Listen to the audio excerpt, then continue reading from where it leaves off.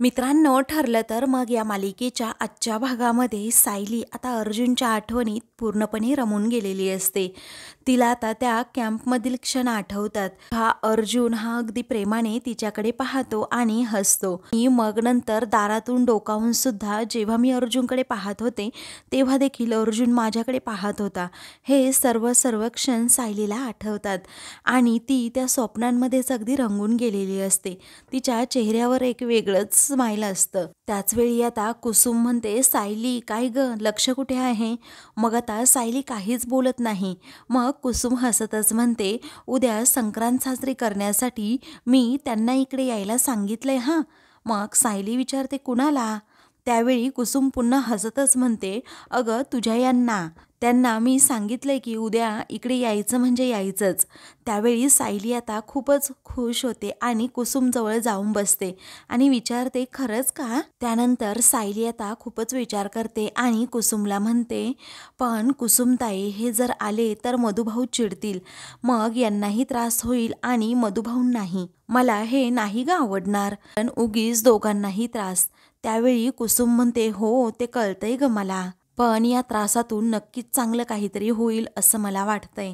शिवाय अर्जुन तुझ्यासाठी एवढा धडपडतोय. तेव्हा सायली म्हणते, हो ना. तर दुसरीकडे चैतन्य आणि अर्जुन दोघेही घरी आलेले असतात. तेव्हा चैतन्य अर्जुनला म्हणतो, अरे कुसुमताईंना तुझी धडपड दिसतीये आणि म्हणूनच त्यांनी निरोप पाठवलाय आणि मला खात्री आहे की एक ना एक दिवस मधुभाऊ नक्कीच तुला माफ करतील अर्जुन, आणि त्यांना तुझी धडपड सुद्धा दिसेल. त्यावेळी अर्जुन हसतच म्हणतो, हो ते तर होणारच आहे. तुला माहीत आहे का चैतन्य, माझ्यासाठी प्रत्येक दिवस हा एक नवीन अपॉर्च्युनिटी आहे आणि मी रोज माझ्या बायकोच्या एक स्टेप अजूनच जवळ जातोय. पुढे सायली कुसुमला विचारते, काय ग कुसुमताई, अर्जुन सरांचा तू खूप रागराग करायची आणि आता तर सतत कौतुक करतीये. मग आता कुसुम म्हणते, आहेस तो चिडका बिब्बा? त्यावेळी सायली कुसुमकडे पाहतच राहते. मग आता कुसुम हसते आणि म्हणते, परंतु मनाने खूप हिरा आहे ग, मलाच कळायला खूप वेळ लागला. शिवाय मधुभाऊ एवढे घालून पाडून त्याला बोलतात तरीही तो अजिबात मागे हटत नाही आणि तुझी एक झलक पाहण्यासाठी रोज कोणतं ना कोणतं कारण काढून तो इथे येतो म्हणजे येतोच. त्यावेळी सायली आता लाजते आणि मग नंतर कुसुमला म्हणते, मी तुला सांगितलं होतं ना कुसुमताई की अर्जुन सरांनी एखादी गोष्ट ठरवली की ते अजिबात माघार घेत नाही किंवा हार अजिबात मानत नाही. दुसरीकडे अर्जुन म्हणतो, मी अजिबात हार मानणार नाहीये चैतन्य, कारण मला माहीत आहे की त्यांचंही माझ्यावर खूप प्रेम आहे. परंतु जोपर्यंत मी मधुभाऊंचं मन जिंकून दाखवत नाही तोपर्यंत त्या त्यांच्या मनातील प्रेम कधीही व्यक्त करणार नाही. त्याचवेळी चैतन्य म्हणतो, अर्जुन पण हे सगळं काही तुझं गेसवर्क चाललंय. तुला काय माहीत रे, सायली वहिनींचं तुझ्यावर प्रेम आहे की नाही? जर त्यांचं तुझ्यावर प्रेमच नसेल तर? त्यावेळी अर्जुन चैतन्याकडे पाहतच राहतो आणि म्हणतो की तू हे मुद्दाम करतो ना चैतन्य? या अगोदर दिवसातनं 100 वेळा तू म्हणायचास ना की सायली वहिनीचं तुझ्यावर प्रेम आहे म्हणून, आणि आता असं निगेटिव्ह का बोलतोस? त्याचवेळी चैतन्य म्हणतो की वाईटातलं वाईट काय होईल याची चर्चा करायला पाहिजे ना अर्जुन आपण. आणि उद्या जर सायली वहिनी म्हणाली की माझं तुझ्यावर प्रेमच नाहीये तर मग काय करशील रे तू अर्जुन? त्याचवेळी अर्जुनच्या डोळ्यात खळकन पाणी येतं आणि मग तो म्हणतो, तर मला काही करावंच लागणार नाही, कारण आपोआपच माझा जीव जाईल, कारण मी त्यांच्याशिवाय नाही जगू शकत रे चैतन्य. असं म्हणून अर्जुन सायलीच्या आठवणीत अगदी इमोशनल होतो. तेव्हा चैतन्याला अर्जुनबद्दल खूप वाईट वाटतं. त्याचवेळी चैतन्य लगेच अर्जुन जवळ येतो आणि म्हणतो, ए बाबा, तू असा मूर्खपणा करू नको आणि बोलू सुद्धा नको. हे सायली वहिनीचं तुझ्यावर प्रेम आहे म्हणजे असेल, त्यामुळे तू टेन्शन घेऊ नकोस. कुसुम आता सायलीला म्हणते, बाळा, मला तुझ्या मनासारखंच व्हायला हवं आहे ग, कारण मला माहीत आहे तुझंही अर्जुनवर तेवढंच प्रेम आहे. आणि पहिली गोष्ट वेगळी होती ग, तुला माहीत नव्हतं की त्याच्या मनात नक्की काय आहे, परंतु त्याने त्याचं प्रेम व्यक्त केलंय ना, मग तू तुझंही मन मोकळं कर ना आणि सुखी संसाराला सुरुवात कर. त्याचवेळी सायली म्हणते, मला कळतंय ग कुसुमताई, परंतु मी तरी काय करू?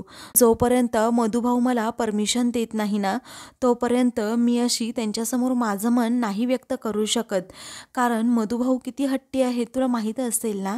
त्याचवेळी कुसुम म्हणते, अगं पण वेळ नको उगीच वाया घालव. सायली म्हणते, मी काय भोगते ना हे माझंच मला माहिती आहे फक्त, असं म्हणून ती एकदम इमोशनल होते. दुसरीकडे अर्जुन आता चैतन्याला म्हणतो, मला माहीत आहे त्या माझ्याशी का बोलत नाहीत. त्यावेळी चैतन्य म्हणतो, माहीत आहे ना, मग एक काम करायचं, सर्व निगेटिव्हिटी बाजूला करायची आणि मधुभाऊंना कन्व्हिन्स करायचं. त्याचवेळी अर्जुन म्हणतो, मी ते तर करतोय. मधुभाऊंना मनापासून असं वाटलं पाहिजे की त्यांच्या मुलीसाठी एक परफेक्ट लाईफ पार्टनर फक्त मी आणि मीच आहे. त्यांची परमिशन मिळवण्यासाठी जे काही करावं लागेल ना ते सगळं मी करायला तयार आहे. मी रोज मधुभाऊंच्या घरी जाणार. जर त्यांनी दार उघडलं नाही तर काही हरकत नाही, मी अगदी दाराबाहेर सुद्धा उभा राहू शकतो, पण आता मी माझ्या बायकोपासून दूर राहणार नाही. त्यावेळी चैतन्य म्हणतो, उद्याच्या खास दिवशी तुला खास इन्व्हिटेशन आहे. त्याचवेळी अर्जुन म्हणतो, संक्रांतीच्या दिवशी मी त्यांच्यापासून दूर तरी कसा राहू? आणि जनता चाळीमध्ये संक्रांत एवढ्या जोरात साजरी होते ते मला माहीतच नाही. तू बघतच राहा चैतन्य, उद्याची संक्रांत मी माझ्या बायकोसोबत सेलिब्रेट करणारच. दाराच्या बाहेर उभी राहून प्रिया हे सगळं बोलणं ऐकते आणि तिला धक्का बसतो. तेव्हा ती आता मनातच विचार करते, म्हणजे हा अर्जुन हा सायलीला भेटायला जाणार म्हणजे जाणारच. तुमच्या नात्यावर मी संक्रांत आणलीच आहे अर्जुन, परंतु आता तुमच्या या भेटीवर उद्या सुद्धा कशी संक्रांत आणते ना, बघतच राहा, असं म्हणून प्रिया आता तेथून जाते. दुसरा दिवस उजाडतो. प्रिया आता बाहेर असते, ते हॉलमध्ये उभी असते आणि ती मनात विचार करते, संक्रांतीचा दिवस आहे, अर्जुन हा सायलीला भेटायला जाणारच. आता मी त्याला कसं थांबवू ना तेच कळत नाहीये. आता घरात कुणाला काही झालं तरच हा अर्जुन थांबू शकतो, असं प्रिया मनाशी म्हणते. त्यानंतर पूर्णाजी आता तेथे येते आणि विमलला आवाज देत म्हणते की अगं मला जरा ॲसिडिटी झाली आहे, थोडा काढा देते का तो? मग आता ती म्हणते, हो मी देते बनवून, तुम्ही रूममध्ये जाऊन आराम करा, चालेल ना? त्यावेळी पूर्णाजी हो असं म्हणतात.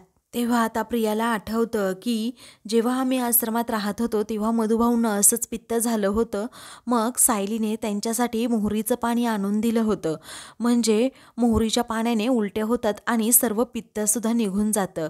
आता हे सगळं तिला आठवतं आणि ती खूपच खुश होते. प्रिया आता मनातच म्हणते की मधुभाऊ आश्रमामध्ये ॲसिडिटी झाल्यानंतर हेच पाणी प्यायचे.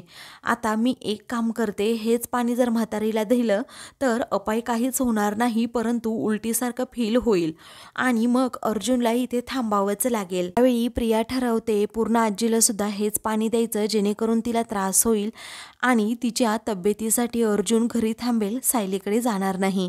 दुसरीकडे सायलीने आता तिळाची चिक्की आणि लाडू सुद्धा बनवलेले असतात. त्यावेळी कुसुमाता तेथे येते आणि विचारते, काय ग एवढे लाडू आणि चिक्की? आज कुणीतरी खास येणार आहे आणि त्यांच्यासाठीच बनवलेत ना?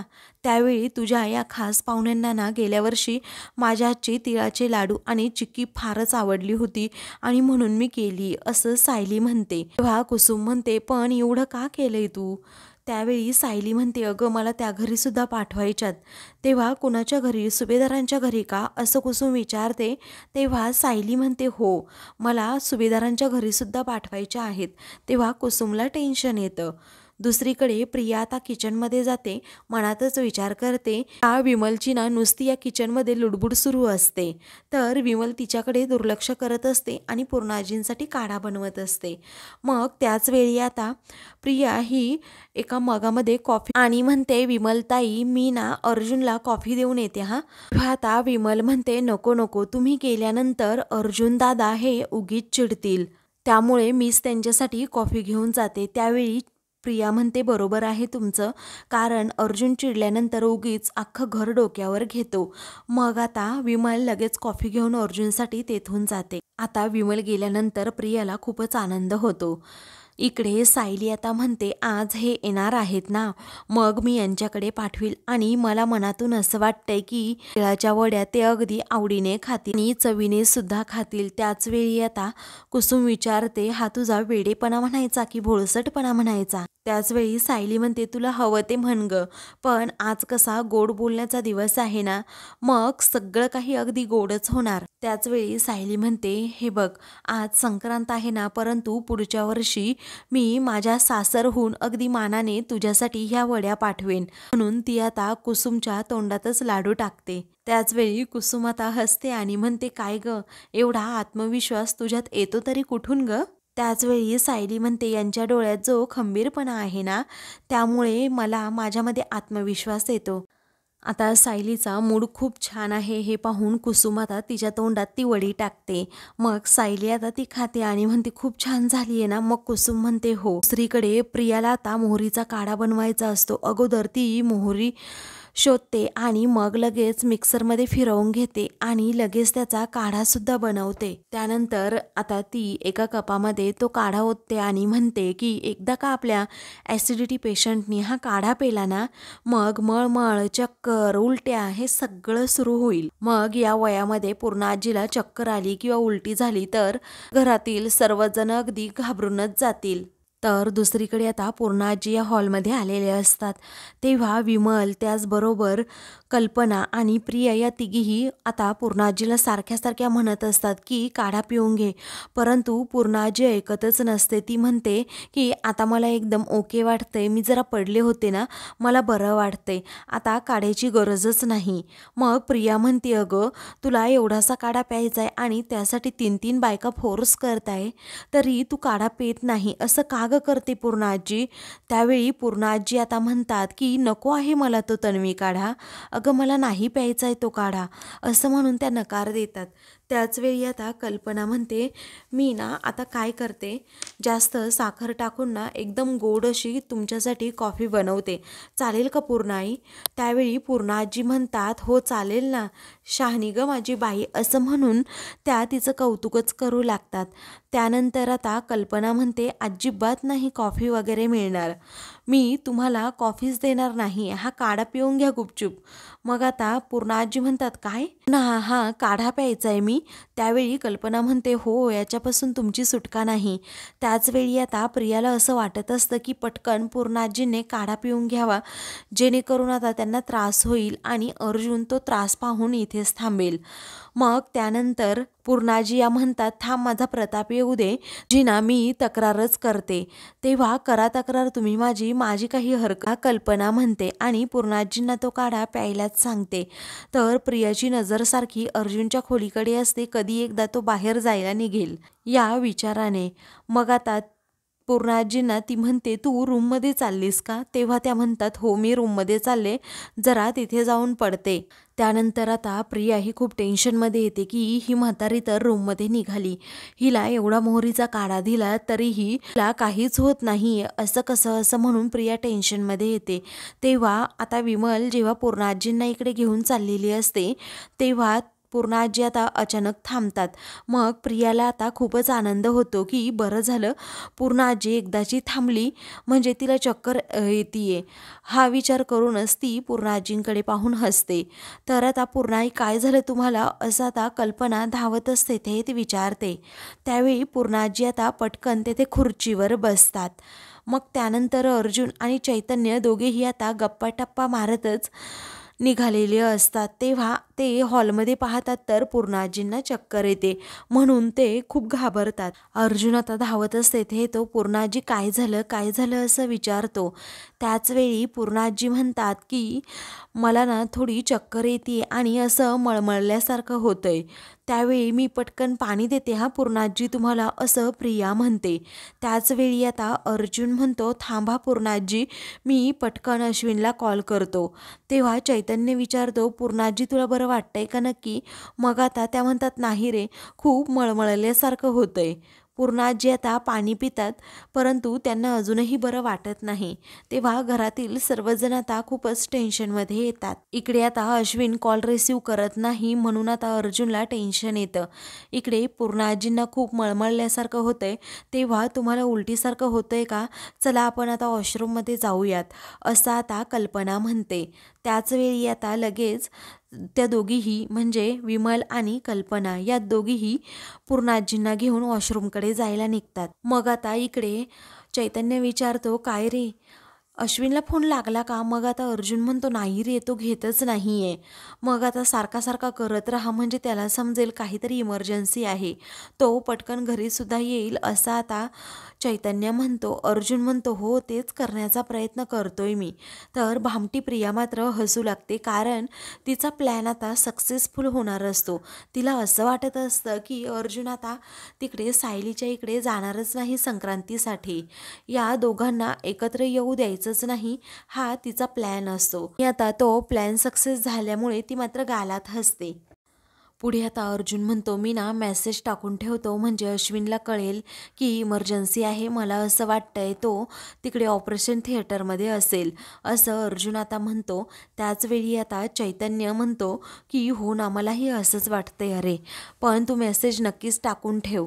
अर्जुन आता लगेच अश्विनला मेसेजही करतो. तेव्हा आता प्रिया मात्र अजूनच हसू लागते, कारण आता अर्जुनला मी तिकडे काहीही झालं तरी जाऊ देणार नाही, हा तिने मनाशी पण केलेलाच असतो. त्यानंतर अर्जुन आणि चैतन्य एकमेकांबरोबर बोलत असतात. पूर्ण आजी तर एकदम ठीक होती, आत्ता नाश्ता करत होती, अचानक तिला असं काय झालं असेल, हाच विचार ते दोघेही करत करत त्यांना काही सुचत नसतं की आता मिसेस सायलीकडे जावं तरी कसं. दुसरीकडे आता संक्रांतीची सर्व तयारी झालेली असते. ज्या कपलचं चिठ्ठीत नाव निघालेलं असतं ते कपल आता तेथे आलेले असतात. शीतल बोराटकर आणि गौतम बोराटकर हे दोघेही आता पतंग उडवणार असतात. वेळी आता त्या दोघांपैकी सर्वात उंच पतंग कोण उडवतंय हे आपण पाहणार आहोत, असं एक ताई म्हणतात. सायली आणि कुसुम देखील तेथे आलेल्या असतात. मधुभाऊ देखील तेथे बसलेले असतात. तर त्या ताई आता सर्वांना सांगतात की अगोदर तुम्ही तिळगुळ खाऊन घ्या. मग आता सर्वजण एकमेकांना तिळगुळ घ्या, गोड बोला, असं म्हणत तिळगुळ देत असतात. त्याचवेळी कुसुम आणि सायली या दोघीही आता अर्जुन कधी येतो ना याचीच वाट पाहू लागतात. त्यांचं लक्ष सारखं गेटकडे असतं कधी एकदा अर्जुन येतो, परंतु अर्जुन अजूनही आलेला नसतो. त्यामुळे सायली आता खूपच उदास होते. इकडे पूर्णाजी या अगदी शांत बसलेले असतात. प्रताप देखील घरी आलेला असतो. त्याचवेळी आता तू फॅक्टरीतून घरी कशाला आलास रे बाळा, धावपळ कशाला करायचीस, असं पूर्णाजी विचारतात. मग आता प्रताप म्हणतो, अगं पूर्णाई, तुला काही झालं तर आम्हाला चैन पडते का, नाही ना. मग आता कल्पना, विमल, प्रिया, अर्जुन, चैतन्य सगळेजण पूर्णाजींजवळ असतात. तेव्हा सर्वांना पाहून जरा पूर्णाजींना बरं वाटतं. आता पूर्णाई, तुला कसं वाटतंय ग, प्रताप विचारतो. तेव्हा सकाळपेक्षा जरा बरं वाटतंय, मी ओके आहे, असं पूर्णाजी म्हणतात. त्यावेळी प्रिया म्हणते की पूर्णाजी, तू टेन्शन घेऊ नको, अगं आम्ही सर्वजण तुझ्याबरोबरच असणार आहोत, आम्ही इथून कुठेही बाहेर जाणार नाही. तेव्हा अर्जुन रागातच प्रियाकडे पाहतो.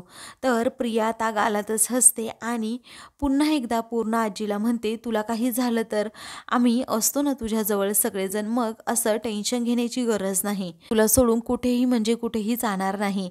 त्यावरती अर्जुन म्हणतो, मी अश्विनला मेसेजसुद्धा टाकून ठेवलाय, तो आता निघाला आहे. त्यावेळी कशाला रे अर्जुन असं करायचं, पूर्णाजी विचारतात. तेव्हा अर्जुन म्हणतो, हा कल्पना म्हणते, हो काही हरकत नाही, तो चेक करेल तुम्हाला आणि सांगेल किंवा गोळ्या औषधं देईल. नंतर आता पुन्हा एकदा कल्पना म्हणते, तुम्ही ना काय करा, अगोदर थोडं थोडं पाणी पीत जा, नाही तर तुम्हाला डिहायड्रेशन व्हायचं. त्याचवेळी आता विमल विचारते, वहिनी, मी पूर्णाईंसाठी साखर आणि मीठ घालून पाणी करू का, म्हणजे त्यांना ना जरा बरं वाटेल, डिहायड्रेशन सुद्धा होणार नाही. हा प्रिया म्हणते, हो करा करा, कारण माझ्या पूर्णाजीला अजिबात कोणताही त्रास होता कामा नये. काही वेळानंतर अश्विन आता तेथे येतो.